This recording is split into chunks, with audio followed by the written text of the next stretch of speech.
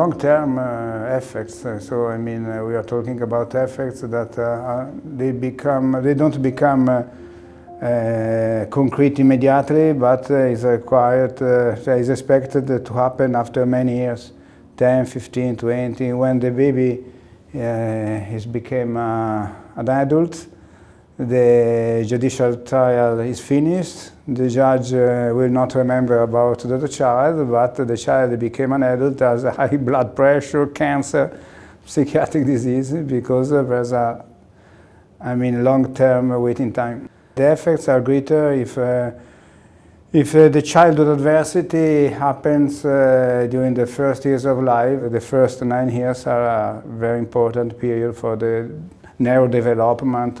In some cases, for example, you can have an hypertrophy of amygdala neurons, so the amygdala became bigger than expected, but after several years, 10, 15 years, the amygdala reduced its size and became smaller than expected. Amygdala is a part of the nervous system implicated in a different function, like, for example, fear, anxiety, behavior, emotional process.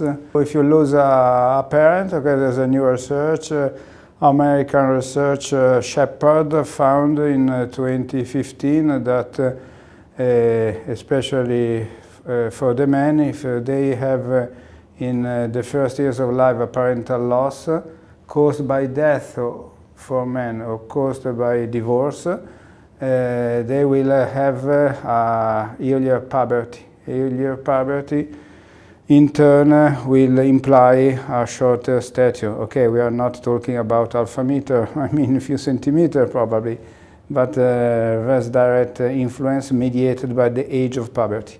It will be much more interesting, the effects on the cortisol, the stress hormone, or the oxytocin, the hormone of breastfeeding and of falling in love.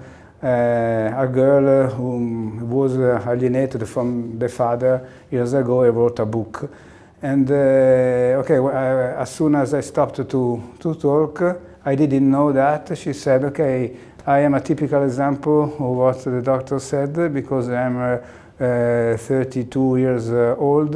I lost the period, I have a cancer, I have a problem with the thyroid, I have a problem with the skin. So I didn't know, but the girl, the woman that I have invited to present her book about her experience of parental alienation had a lot of disease caused for sure by the child adversity that she had in her previous life. There's not a typical sign, because everybody can have his own typical reaction.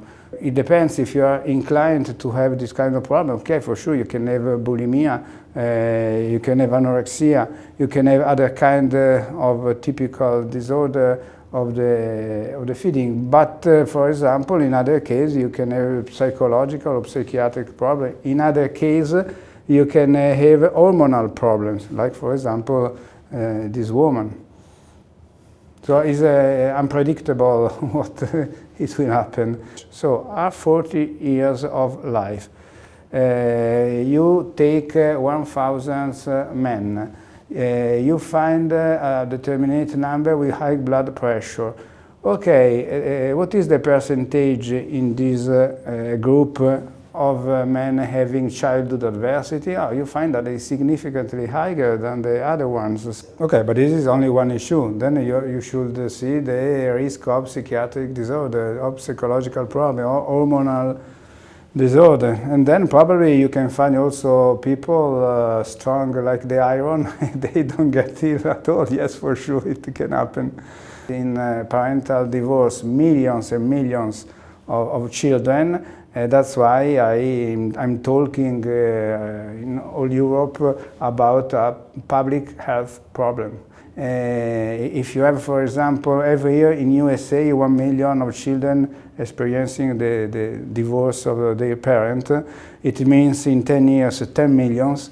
But even if only 10%, it will be much more probably, but if only 10% will have health problem caused by this experience, it means 1 million of new ill German research carried out by Tübingen University. If the parenting time after divorce is less than 17%, you have a very high 50% of probability to lose that the child will lose definitively the contact with one parent.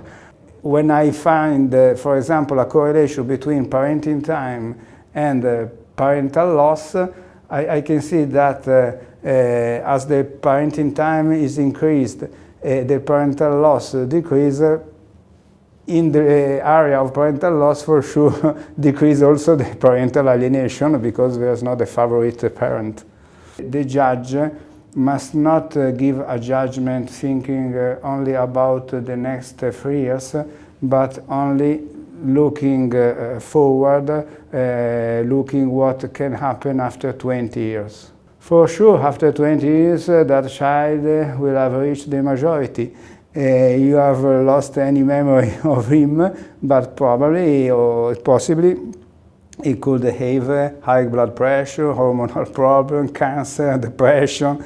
So I hope that this concept will enter the judge's mind. In the scientific literature, there's a general consensus about the fact that children in shared parenting fare better than the other ones in sole parenting. Kentucky has promulgated a new law on shared parenting in 2017, and this law took complete effect in 2018.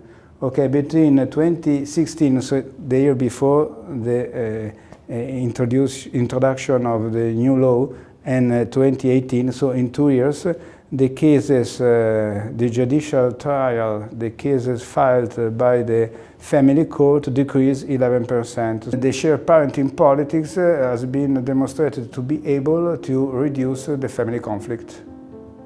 Every country who has begun the road of shared parenting, no country has get back to the previous status. So it means that shared parenting politics works.